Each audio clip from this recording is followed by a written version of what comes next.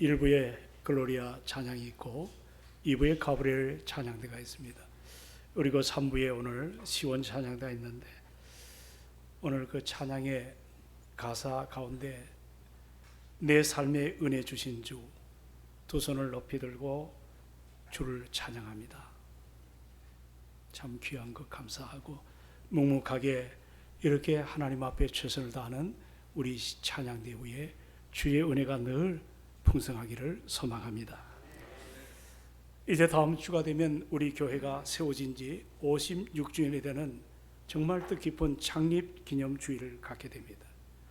지금으로부터 56년 전만 해도 한국 이 땅에 우리 기독교인들이 그렇게 많지 않을 때 정말 예수를 믿고 구원받은 하나님의 사람들 가운데, 그 신앙인들 가운데서 이 민족의 지도자가 참 많이 나왔습니다. 그리고 이 사회에 끼치는 영향이 컸습니다. 그리고 교회는 세상의 희망 그 자체였습니다. 그러나 오늘날 우리 한국교회 현실은 심각할 정도로 어려움을 겪고 있습니다. 무엇보다도 코로나 이후로 정말 신앙에 대한 여러 가지 형질이 바뀌었다 할까요? 과거에 생각하지 못했던 어려움들이 아직도 이것을 회복하는데 쉽지 않은 현실에 우리가 살아갑니다. 코로나는 떠났지만 교회를 떠나는 사람들이 점점 많아지고, 소위 가난한 성도라고 하는 안나가 어느 통계에 보니까 공신력 있는 통계입니다. 200만이 넘는다고 하는 그 이야기를 들을 때 이걸 어디까지 받아들여야 될지, 그리고 자기들이 골라 유튜브를 찾고 자기들의 입맛에 맞는 그런 데 채널을 돌리는, 이것은 결코 참다운 신앙인이 될 수가 없습니다. 그리고 우리의 현실을 바라봐도 현저하게 헌신이 사라져가고 희생을 하지 않으려고 합니다. 그리고 어떤 일에 매이지 않으려고 하는 그런 이 시대에 자기만의 생각에 골몰한 그런 편협된 그리스도인들이 상당히 많아지고 있습니다. 이와 같은 힘든 시기에 우리는 이제 창립주의를 갖게 됩니다. 우리도 이 시대가 겪는 어려움을 다 고스란히 겪고 있는 교회 중에 하나입니다. 그렇지만 돌이켜보면 56년이라는 세월 속에 고비고비마다 에베네셀로 여기까지 도우신 하나님을 찬양합니다. 찬양합니다. 2부 예배 때 우리 교회에서 신앙생활을 신실하게 하던 가족이 미국의 그 뉴욕에 이제 허드슨 강을 건너면 뉴저지가 있습니다.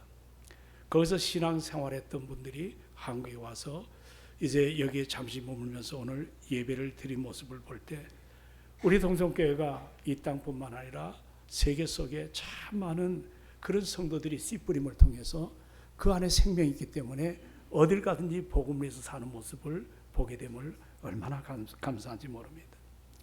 오늘 창립주일은 우리 성도들로 하여금 내 자신을 돌아보는, 저는 기도원에서 그런 생각을 해봤습니다. 디딤돌이다. 여러분, 디딤돌이라는 것은 여러분이 다 아시다시피 이 디딤돌을 삼아 다시 한번 우리가 뭔가 새로운 기대, 새로운 자세, 새로운 것들을 우리가 소망해야 되지 않겠습니까? 오늘 그런 가운데 묵상하다가 오늘 함께 읽었던 본문 시편 57편의 다윗을 생각을 했습니다.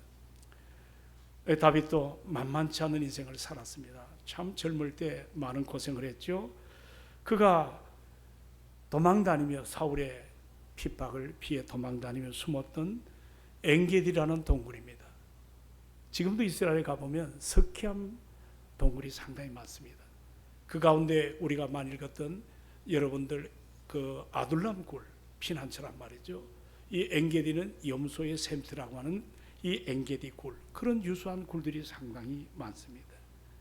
여기에 다윗이 숨어 거기에 깊이 숨어들었습니다. 쫓기는 것이죠. 목숨이 언제 끝장이 날지 모르는 절대절명의 위기 속에서 이와 같이 굴 속에 들어왔습니다. 현실은 굴처럼 캄캄했습니다. 그리고 참 앞길은 막막했습니다. 여기 보니까 다윗의 믹담시 표제에 보면 인도자를 따라 여기 보니까 알다스헷이라는 용어가 나오는데 참 저에게는 낯설은 단어입니다. 이 알다스헷이란 말은, 이 말은 어떻게 부르는 찬양시냐면 멸망을 시키지 말아달라고 하는, 제가 이 단어를 아는 순간에 몸에 전율이 일어났습니다. 다윗이 얼마나 위험 속에 있었으면, 다윗이 지금 자신이 얼마나 두려움 속에 빠졌으면 멸망을 시키지 말아주세요. 이런 신만을 통해서 찬양시로 영광 올리는 시편입니다. 지금 다윗은 사울의 무서운 창끝을 피해서 이 엔게디 동굴 속에 숨었습니다. 편할 날이 없겠죠. 밤이 되면 샘터 오아시스니까 수많은 맹수들이 드나들지 않았겠습니까? 또한 사울은 이제 어떻게 하든지 그런 정치도 뒷전, 경제도 뒷전, 군사도 뒷전입니다. 오로지 이 다윗을 잡아 죽이기 위해서 훈련된 3,000명의 군사를 데리고 여기저기 동굴을 수색하는 이런 상황을 생각해 보십시오. 이런 절박한 상황 속에 여러분 같으면 어떻게 하겠습니까? 다윗은 지금 절박한 상황 속에 여기 알더스에 멸망시키지 말아달라. 이 말은 뭐냐면, 아버지 하나님, 나를 제발 멸망시키지 말아주세요. 나를 불쌍히 여겨주세요. 이 불안한 날 나도 힘이 들어요. 이 날이 빨리 지나가도록 도와달라고, 그리고 나를 버리지 말아달라는 그런 간곡한 호소의 기도문입니다. 정말 가여워요. 하나님의 마음에 합한 자로, 그리고 골리앗을 물리친 그 용맹과 그 담대함과 그 정말 믿음을 향한 뜨거운 열정이 어느 순간 어디로 갔는지 다 사라지고, 이렇게 광야에 목숨 하나 보존하기 위해서 이굴 저굴 찾아서 숨어 지내다가 이렇게 굴 속에서 오늘 이 표현을 한 거예요.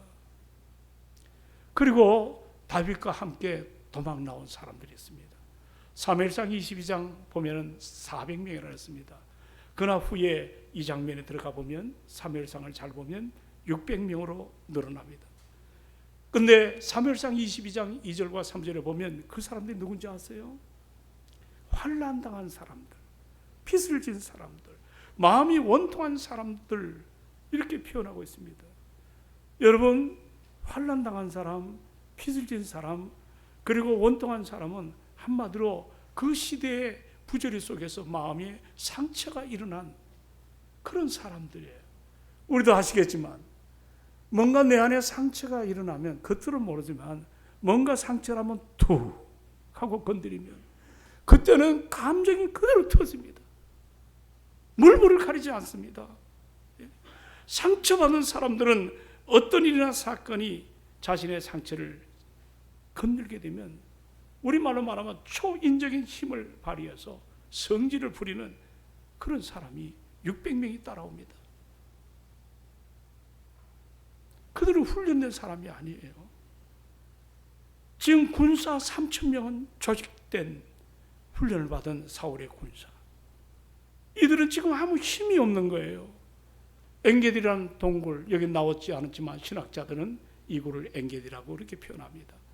이거는 사해 지역입니다. 가보면 이스라엘, 우리도 순례 가봤는데 이 사해 저쪽 서편에 광야지대에 위치한 것으로 척박한 땅 한가운데 물이 솟아나오는, 요즘 말로 말하면 오아시스입니다.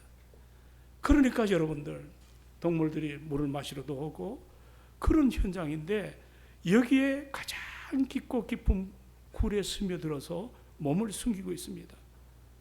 사울은 지금 정말 초인적 모습을 가지고 다윗을 잡으려고 3,000명을 풀어가지고 곳곳 동굴을 정보를 통해서 이잡듯 뒤지고 있습니다. 이런 위기가 오늘 본문의 내용입니다. 오늘 여러분 같으면 이런 상황이 있다면 여러분 어떻게 하면 좋겠습니까? 여기 다윗은 57편 1절에 보면 이렇게 고백하세요. 우리 한번 다 말씀을 보십시다. 1절 시작. 하나님이여 내게 은혜를 베푸소서. 내게 은혜를 베푸소서. 내 영혼이 주께로 피하되 주의 날개 그늘 아래서 이 재앙들이 지나가기까지 피하리다.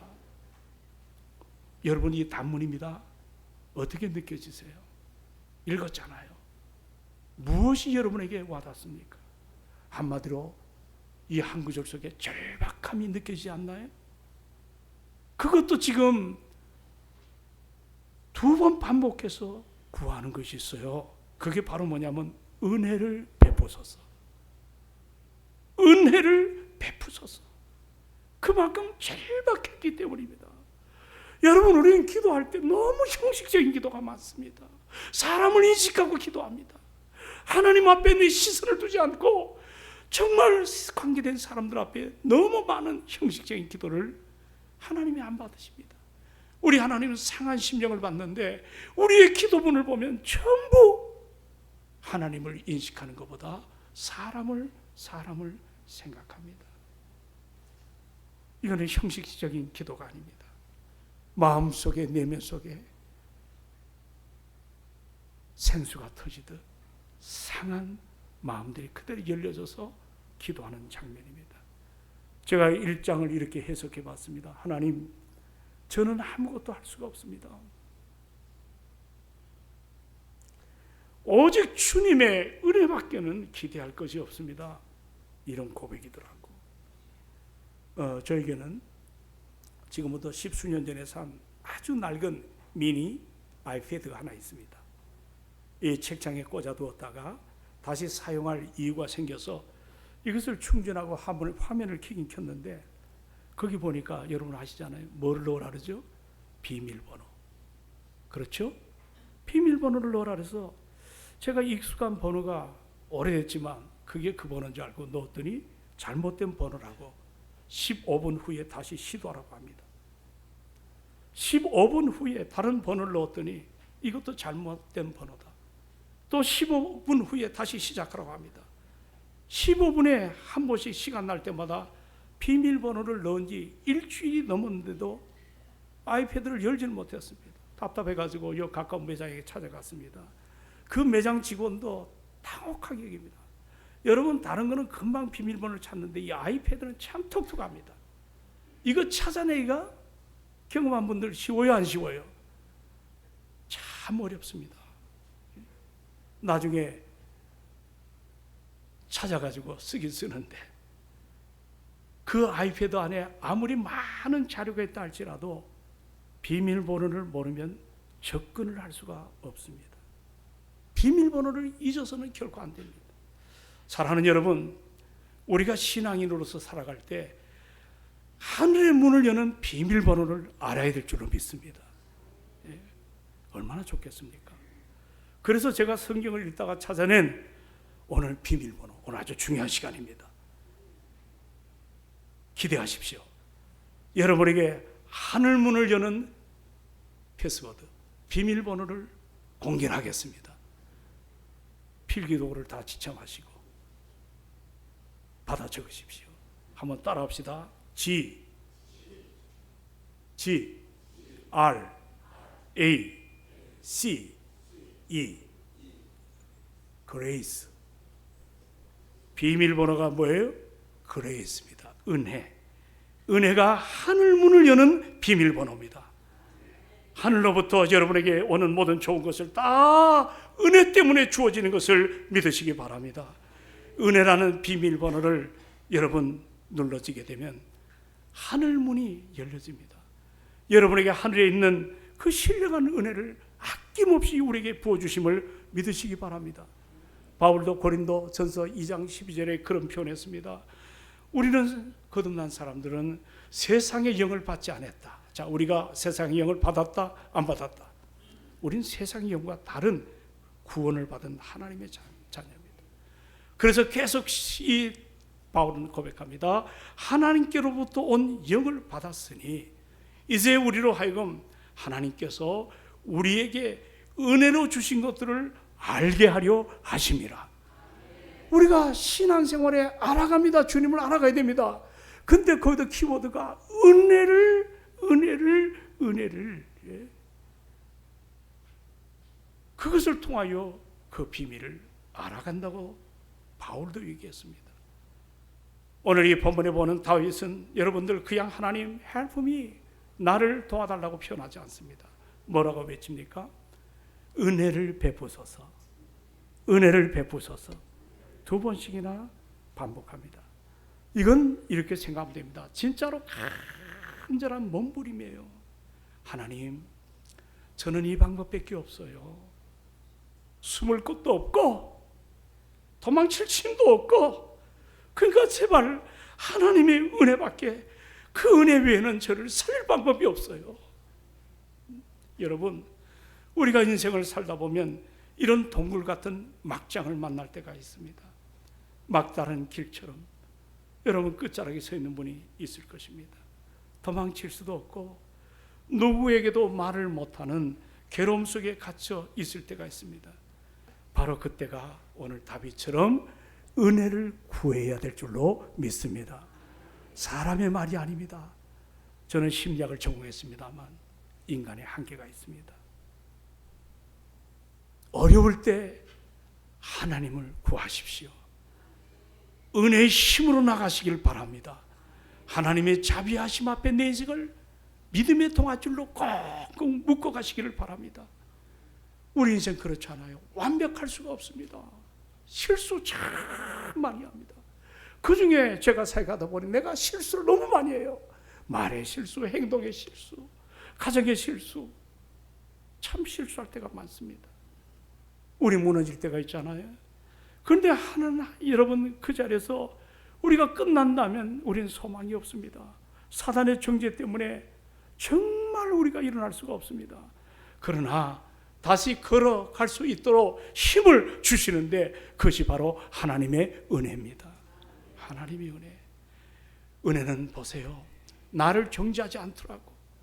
오히려 도희가 너 괜찮어, 우리 한번 다시 시작을 하자, 말씀하시는 하나님의 손길이에요. 그리고 은혜는 내가 잘했기 때문에, 내가 잘나서 받은 것이 아닙니다. 내 의지와는 상관없이 내가 아무리 부족해도 우리 하나님이 나에게 먼저 다가오셔서 나를 붙들어 주시는 끊임없는 사랑이에요. 이 사랑이 우리 안에 들어오면 내가 자책하고 널브러지 않고 다시는 일어설 것 같지 않는 내 인생에 용기가 일어날 수 있는 힘을 주시더라고. 그러므로 C.S. 루이스는 그런 표현이었습니다. 은혜가 뭐냐? 내 인생이 끝났다고 느껴질 때, 자, 내 인생이 어떻게 해요? 끝이 났다고 느껴질 때, C.S. 루이스의 표현입니다. 하나님이 새 페이지를 펼치는 그런 사인의 시작의 사인하고 표현하더라고. 하나님이 새로운 페이지를 열어놓으시는 시작의 사인이다. 여러분, 혹시 여러분 삶 가운데 두려움이 있나요? 억울한 일, 감당 못할 일, 누구에게도 말 못할 고통이 있나요? 그렇다면 지금 다윗처럼 기도하십시오. 하나님이요, 내게 은혜를 베풀어 주세요. 내게 은혜를 베풀어 주세요. 우리가 붙잡을 것은 하나님의 은혜입니다. 하나님은 우리의 영원한 피난처가 되십니다. 그리고 그분은 우리가 전심으로 그분을 찾고 찾을 때 반드시 만나주시는 분이십니다.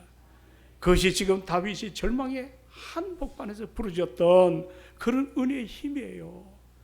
그 은혜의 힘으로 나를 은혜를 베풀어 달라고 외칠 때, 여기 내려가 7절에 보니까 놀라운 전환의 장면이 나타나요. 현실 넘어 역사하시는 하나님의 비전을 보게 되는 거예요. 자, 우리 한번 7절을 다 같이 말씀을 봅니다. 자, 시작. 하나님이여, 내가 노래하고 찬송하리다. 여기 보면 내 마음이 확정되었도다. 이것도 몇 번이나 반복하지요? 2번이나 반복합니다. 확정되었고 확정되었사오니. 여러분, 이것은 단순한 반복이 아니에요. 확정되었다는 말은 히브리어 쿤이라는 단어인데요, 이 단어는 굳건히 세우다, 단단히 고정시키다, 흔들리지 않게 하다는 의미를 갖고 있습니다. 그러니까 다윗의 고백은 이런 거예요. 아버지 하나님, 나 두려워요. 나 무서워요. 내 앞이 안 보여요. 지난날 골리앗을 물리쳤던 그 담대함이 어디 갔나요? 사라졌습니다. 그게 우리 인생이에요. 여기서 그러나 내가 상황 앞에 무너지거나 더러운 사단의 세력 앞에 굴복하지 않고 내 마음은 흔들리지 않게 내 마음 단단히 고정되었다고 은혜 베풀어 달라는 그 은혜의 체험 앞에 그런 새로운 변화를 갖게 됩니다. 나는 이제 믿음 위에 섰습니다. 오늘 사랑하는 성도 여러분, 우리도 그런 기도가 나의 기도가 되기를 원합니다. 내 마음이 흔들리지 않습니다. 나는 단단히 말씀 위에, 예수 그리스도의 그 은혜 위에 내 삶을 고정을 시켰습니다. 나는 믿음 위에 섰습니다. 여러분, 그러나 이 시점을 돌아보시기 바랍니다. 그가 변화가 일어났나요? 상황이 바뀌어졌나요? 뭔가 이제 미래 세계가 보이나요? 천만에요. 달라진 현실은 아무것도 없습니다. 이제 여전히 그는 굴 속에 머물러 있습니다. 사울은 죽이려고 혈안이 되었죠. 해결의 김이 안 보입니다.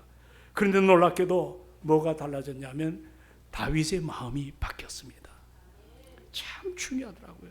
현실은 그대로인데 마음이 확정되고 그 안에서 확정되니까 뭐가 터지기 시작했죠? 찬송이 터집니다. 우리는 종종 이렇게 말해요. 새벽기도 내일부터 시작이야. 그럴 때 뭐라고 변명하는지 아세요? 나 상황 지금 안 좋아. 내가 상황이 좀 좋으면 내가 나갈게.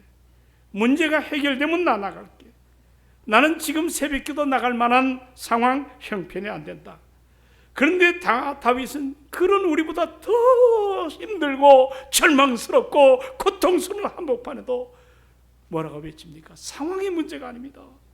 믿음으로 확정되었기 때문에 지금 이 두렵고 무서운 자리에서도 그는 일어서서 하나님을 찬양합니다. 난 우리 동성교회가 56년은 짧은 세월이 아닙니다. 제가 목회자 모임을 갈 때 56년은 기나긴 세월, 정말 에베레셀로 우리 하나님이 도와주셨기 때문에 여기까지 온 줄로 믿습니다. 우리의 선배들이 아까 2부 예배 때 나왔던 분이 우리 정말 그때 고생 많이 했어요. 벽돌 나르고 해가지고 예배당을 지었어요. 그 희생이 있었어요. 근데 그분 얘기를 듣고만 있었어요. 여러분,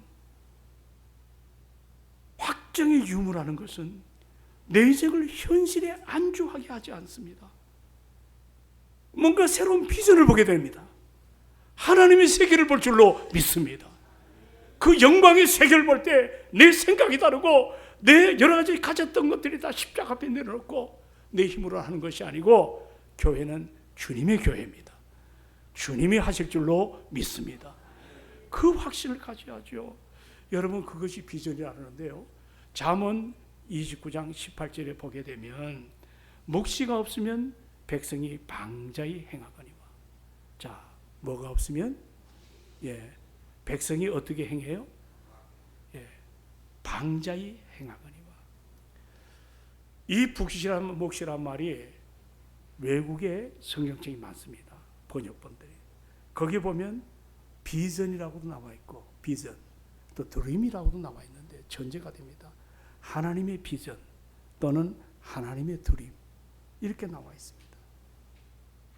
이거는 망상이 아니에요. 내 욕구 충족이 아니에요. 비전을 잘못하게 되면 내 망상에 젖어 사는 거예요. 오늘 정치인들 보세요. 어떤 비전을 가지고 하나님이 주신 그런 비전이 아니에요.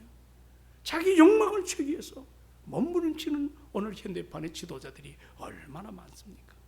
그러나 성경이 비전이 없으면 백성이 방자에 행한다는 말은 하나님의 꿈, 하나님의 비전, 그 몫입니다. 이것이 없으면 백성이 방자하게 행한다. 이 방자한다는 국어사전에 찾아보니까 신중함이나 자제력을 상실한 경고망동이라 나왔더라고요. 신중함이 사라지는 거예요. 자제력이 상실한 경고망동. 하나님 주신 꿈이 없으면, 하나님 주신 비전이 없으면 우리 인간 경고망동하게 됩니다. 꿈이 없는 인간들은 방자해집니다. 여러분, 꿈이 없다는 것은 여러분의 시선이 어떤 프레임 안에 가둬졌습니다. 그걸 벗어나지 못합니다. 항상 자기 프레임 안에 가둬져서 그것이 다인 줄 알고 거기 머물러 판단하고 거기서 생각하고 거기서 결정을 하려고 합니다.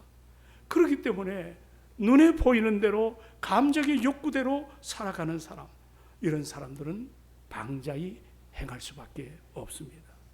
여러분, 꿈이 없으면 목회자이든 교인이든 어떤 인간이든 방자해집니다. 그러므로 여러분의 삶 속에 꿈을 가졌다, 가지지 않았다, 이 이야기는 단순한 얘기가 아닙니다. 그 결과는 엄청난 일들이 일어나기 때문입니다. 저는 이 아침 여러분에게 묻습니다.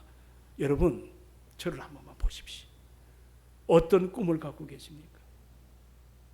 어떤 꿈? 어떤 꿈을 갖고 계십니까? 그리고 그 꿈을 위해서 어떤 값을 치르십니까? 여러분, 슈퍼마켓 가면 상품이 동일 상품만 있습니까? 다양한 상품이 있습니까? 다양하죠. 근데 거기 보면 뭐 세일이든 뭐든 간에 그 가격표가 붙어 있는데 반드시 가격표가 없는 데가 없어요. 다 뭐가 붙어 있어요? 가격표가 붙어 있어요. 라면 하나에 얼마? 예? 여러분 좋아하는 것들의 가격표가 다 있잖아요. 하나님 내게 주신 꿈에도 가격표가 붙어 있어요. 그 희생이에요. 헌신이에요. 그걸 하지 않고 그냥 가질 수가 없어요. 여러분, 꿈이 큽니까? 그 사람은 대인입니다. 꿈이 작습니까? 그 사람은 소인입니다. 그러나 그 꿈을 이루기 위해서는 값을 치러야 될 줄로 믿습니다. 하나님 우리에게 주신 비전도 마찬가지입니다. 여러분이 희생이 없이 어떻게 할 수가 있겠어? 안주하는데 어떤 역사가 나타나겠어? 한번 여러분의 마음을 두드려 보십시오. 나는 우리 동성교회가 56주년, 우리가 세상에 내놓는 사람처럼 그렇게 못 산다 할지라도 우리 교회의 장점은 하나님의 꿈을 가진, 정말 희생할 때 희생할 줄 알고 헌신할 때 헌신할 줄 아는 이런 열정의 사람들이 충만하기를 주의 이름으로 축원합니다. 아멘 합시다. 그런 뜨거움, 그런 열정이 가득 일어나기를 원합니다. 묻습니다. 여러분 그 꿈을 위해서 어떤 값을 치르고 계십니까? 오늘 주저앉을 것입니까? 현상 유지를 하실 것입니까? 아니면 다시 일어서려고 노력하실 것입니까? 여기 8절에 보면 다윗은 절망의 굴, 숨어 지내는 굴, 앞이 보이지 않는, 이제는 정말 나를 파멸시키지 말라, 그렇게 외쳤던 그 굴에서 8절에 보면 전환이 일어납니다. 자, 8절을 다 같이 말씀을 같이 읽습니다. 시작. 내 영광아 깰지어다, 내가 새벽을 깨우려다. 아멘. 다윗은 지금까지 대적들에게 쫓기느라고 가슴 저리며 그에게 무슨 평안이 있겠어? 무슨 기쁨이 있겠어? 그런데 오늘 여기 고백은 나의 영혼아, 하나님께서 지금까지 나를 구원하셨고 앞으로도 나를 구원하실 것이니 이제는 깨어서 하나님을 찬송하자. 자기 영혼에게 고백하는 거예요. 여기 덕사라고 하는 영광이라는 단어는 존귀함, 명예. 근데 제가 또 하나를 찾아봤어요. 사전에 보니까 이 영광은 중심이라고도 쓰여져 있습니다. 다윗은 지금 자기 자신의 존재 중심을 향해 외치는 거예요. 내 중심아, 따라합시다. 내 중심아, 깨어나라. 잠자지 말고 하나님을 향해 일어나라. 아멘. 우리가 정말 절망 속에 있을 때 가장 먼저 무너지는 게 뭔지 아십니까? 내 중심, 내 마음이에요. 우리가 위기 앞에 가장 먼저 나타나는 현상은 마음의 두려움이에요. 여러분, 지금 다윗의 마음은 그 가진 두려움은 뼛속까지 밀려 들어오는 그런 자체 아니겠습니까? 그러나 성경은 말씀합니다. 잠언 4장 23절에 보시면 무릇 지킬 만한 것 중에 더욱 너의 마음을 지키라. 내 마음을 지키래요. 왜냐하면 생명의 근원이 이에서 남이니라. 성경은 마음 지키는 것이 생명과 직결됐다고 말씀합니다. 그런데 정작 우리는 위기에 처할 때 내 마음이 사탄에게 빼앗겨 버립니다. 후, 무너집니다. 감정에 휘둘리고 상황에 끌려다니며 사람의 말에 상처를 받고 비교에 지고 그러다 보니까 점점 우리의 마음이 그냥 텅 빕니다. 기쁨이 사라집니다. 감사가 없습니다. 여러분, 예배 때는 기쁨이 일어날 줄로 믿습니다. 그리고 넘치는 감사가 일어나야 될 줄로 믿습니다. 그리고 찬양할 때 견딜 수 없는 구원의 감격을 가지고 찬양해야 될 줄로 믿습니다. 여기 앉아가지고도 근심덩어리가 되고 하나님이 없는 것처럼, 하나님이 안 계시는 것처럼, 말로 입술로는 하나님 찾는데 전혀 아니야. 왜 그래요? 내 마음이 텅 비었어요. 그 안에 사탄이 꽈리를 들듯 자리 잡고 있어요. 여러분, 그렇기 때문에 우리 삶의 마음을 지키는 것이 중요할 줄로 믿습니다. 시편 23편 4절에 보시면 내가 사망의 음침한 골짜기로 다닌다 할지라도 내가 해를 두려워하지 않을 것은 주님께서 나와 함께 하신다. 성경 주석가들은 이 글을 쓴 데가 언제냐? 노년이라고 표현합니다. 이제 한 생을 다 살았던 노년에 다윗은 지난날 23편을 통해서 자기 인생의 하나의 뭔가를 마무리하는 글을 냈습니다. 그는 인생을 살면서 임마누엘이라는 이 단어가 얼마나 소중한지, 내가 사망의 음침한 골짜기로 다닌다 할지라도 내가 두려워하지 않을 것은 우리 주님께서 나와 함께 하십니다. 그래서 힘든 상황에도 마음을 지킬 수가 있었습니다. 나는 우리 동성애 식구들이 우리 마음을 잘 단단히 붙들어 매고 성령으로 지켜나가시기를 주의 이름으로 축원을 드립니다. 언제 나를 붙잡을는지, 언제 내가 무너질지 모르는 상황 가운데도 포기하지 않았던 것은 임마누엘, 그분이 내 인생의 리더자가 되어서 나와 함께 하신다고 하는 이런 마음의 확신을 갖고 있기 때문에 그는 두려워하지 않았습니다. 어느 날, 이제 오늘 오후에 말씀 보는데, 바울이 그가 아끼고 사랑했던 제자가 디모데입니다. 디모데는 어렸습니다. 담임이 되었습니다. 바울이 떠난 이후에 감옥에 갇혔습니다. 바울은. 그럴 때 이 디모데가 얼마나 불안하고 두려웠는지, 그렇게 아름답게 세워놓은 에베소 교회가 흔들려 갑니다. 그럴 때 옥중에서 단박에 있는 디모데에게 편지 하나를 보냅니다. 디모데, 하나님이 우리에게 주신 것은 두려워하는 마음이 아니야. 오직 능력과 사랑과 절제하는 마음이야. 이 말을 바꿔 말하면 하나님은 우리에게 두려움이 아닌 능력을 주심을 믿으시기 바랍니다. 내게 능력 주신 자 안에서 내가 모든 것을 할 줄로 믿습니다. 그리고 사랑하는 마음이에요. 여러분, 우리 먼저 믿은 사람 좀 사랑의 큰 품을 갖고 살아가시기를 원합니다. 사랑을 품을 수 있는 마음을 가지시길 바랍니다. 그리고 오래 믿은 사람들 바른 길로 갈 수 있도록 여러분 절제하는 마음을 후배들에게, 새로운 사람들에게 보여주시기를 원합니다. 두려워하는 마음이 아니야. 능력이야. 사랑이야. 근신하는 마음이야. 이것이 우리 안에 가득 일어나야 되지 않겠나요? 이제 말씀을 정리하고 싶습니다. 다윗은 자기 내면을 향해 외쳐요. 내 영광아, 내 영광이라 표현합니다. 내 중심아, 내 영광아, 깨어라, 나가라, 낙심하지 마라. 그리고 이어서 뭐라고 얘기합니까? 비파야 수금아 깰지어다. 여기 비파, 수금은 평소에 다윗이 찬양할 때 쓰던 악기입니다.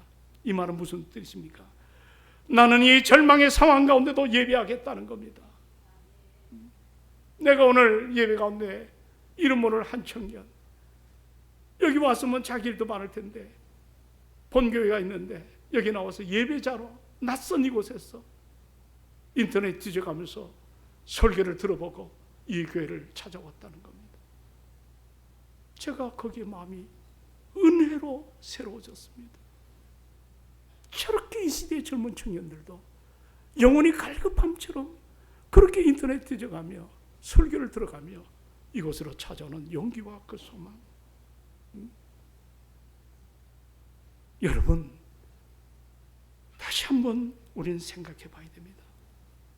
오늘 여기 본문에 보니까 나는 어떤 환경 앞에도, 어떤 상황 앞에도 예배하겠다는 거예요. 예배자로 세워지는 거예요. 악기를 꺼내가지고 먼지 털어내고 한번 튜닝 해보고 어둠 속에서도 이제 잊었던 찬양을 불러가기 시작한 거예요. 그 다음에 참 감동적인 메시지가 있습니다. 우리 한번 따라합시다. 내가 새벽을 깨우리로다. 내가 새벽을 깨운다. 명령형입니다. 새벽을 선포하는 거예요. 새벽을 깨우는 거예요. 새벽이 되니까 나오는 것이 아니라 내가 새벽을 깨우겠다는 거예요. 단순히 일찍 일어나겠다 뜻이 아닙니다. 히브리 사람들에게는 샤하르, 이 새벽이라 하는 건 하루 종일 어둠에서 밝음으로 넘어가는 하나의 전환의 시간입니다. 이 시간은 기적의 시간입니다. 나는 이번 집회 때 여러분 하나님의 기적을 보시길 바랍니다. 아멘 한 사람만 그렇게 될 건가? 성경에 보면 홍해가 언제 갈라졌습니까? 모르면 그냥 새벽이라고만 얘기하십시오. 홍해가 언제 갈라졌어요? 여리고가 언제 무너졌어요? 전부 새벽입니다. 부활하신 예수님을 만난 막달라 마리아는 언제 만났습니까? 새벽입니다. 새벽은 미러클 타임이라 해서 기적의 시간입니다. 우리가 그걸 놓치고 살아갑니다. 근데 욥기서에 보니까 새벽에 반갑지 않는 손님이 찾아와요. 마귀입니다. 마귀도 새벽에 찾아와서 우리 마음을 흔들어 놓고 못나게 만들고 기도 못하게 만듭니다. 우리는 오늘 선포하잖아요. 다윗은 때로 찬양시 가운데는 선포하는 시가 많습니다. 내가 새벽을 깨우리라. 자, 우리 한번 큰 소리로 시작. 그냥 잘 것 같아. 내가 새벽을 깨우리라. 한번 힘을 내십시오. 시작. 아멘. 제가 젊은 시절에 웅변에서 상을 많이 탔습니다. 이 연사 여러분에게 외칩니다. 뭐 그러고 해요. 여러분 새벽을 한번 깨워보십시오. 선포하시기를 주 여러분으로 축원합니다. 새벽을 깨우겠다. 새벽을 깨우겠다. 내 의지는 무너집니다. 그러나 새벽을 깨울 때 하나님이 힘을 주실 줄로 믿습니다. 여러분 여기에 600여 명의 사람들은 희망이 없는 사람들입니다. 그러나 다윗과 함께 일어섰을 때 그들은 다윗 왕국 그것을 창출한 1등 공신으로 살아가게 됩니다. 그리고 그들은 이어서 그 다윗의 후세대에 예수 그리스도가 이 땅에 오심을 믿으시기 바랍니다. 그리고 다윗이 어려울 때 아들에게 쫓겨났잖아요. 그럴 때 끝까지 지켰던 사람들이 이 아둘람굴 엔게디 사람들이었습니다. 나는 우리 교회 56년 우리가 하나 되기를 소망합니다. 우리에게 무슨 마음이 갈림이 있겠습니까? 하나 되어서 주의 영광 안에서 아름답게 살아가는 우리가 되기를 원합니다. 오늘의 삶이 아무리 어려워도 여러분의 삶이 지쳐있다 할지라도 그 자리가 하나님께서 세일을 여시는 새벽이 될 수가 있습니다. 비전을 가진 사람은 새벽을 깨웁니다. 성령 충만한 사람은 어둠 속에서도 예배할 줄로 믿습니다. 그리고 그런 사람을 통해 하나님은 반드시 역사를 이루어 가십니다. 내 영광아 깰지어다. 비파야 수금아 깰지어다. 내가 새벽을 깨우려다. 이제 56전을 맞이해서 오늘 오후부터 내일 한 주간 새벽 특별 새벽 기도를 합니다. 하나님께서 우리 공동체 안에 세일을 행하시려 할 때에 먼저 기도를 시키십니다. 그래서 많은 사람이 나와 함께 엎드리게 하십니다. 그리고 당신이 말씀을 부어 주십니다. 내가 교인으로서 여러분 새벽 기도 한 번도 안 나온 사람들 회개하십시오. 아무리 힘들어도 아무리 바빠도 사모하는 마음으로 새벽을 깨우겠다고 하는 열정으로 투자하십시오. 여러분 몸이 이상해가지고 병원에 갔습니다. 암입니다. 또는 여러 가지로 뇌 손상이 왔습니다. 어떻게 하시겠습니까? 입원해야죠. 여러분 자신 영적인 진단을 해보신 적이 있나요? 한 해의 생일 이 날 한번 진단받으러 영적인 치료기관인 교회에 머무시기를 바랍니다. 은혜 앞에 섰으면 고맙겠어요. 이 자리가 중삼증이 가득 차는, 그래서 내 자신은 무너져도 오늘 새벽을 선포하십시오. 하나님, 이 한 주간 주님의 도가 되기를 원합니다. 나를 통해 영광받아 주옵소서. 이 은혜가 우리 가운데 충만하기를 주님의 이름으로 축원합니다. 축원합니다. 감사하신 주님, 오늘 말씀 잘 새겨 듣기를 원합니다. 오늘 사랑하는 다윗, 은혜에 대한 열망이 있었습니다. 은혜에 대한 간절한 기대가 있었습니다. 은혜를 베푸소서. 그리고 확정이라고 하는 확신을 갖게 되었습니다. 그리고 새벽을 깨운다고 선포합니다. 하나님, 우리에게도 이번 56주년이 이런 은혜가 우리 안에 일어나기를 원합니다. 우리 교인들이 부족하지만 하나님의 은혜를 공급받지 않으면 우리는 새 역사를 감당할 수가 없습니다. 성령 충만을 자세를 갖고 이 일들을 잘 감당하도록 주님께서 은혜를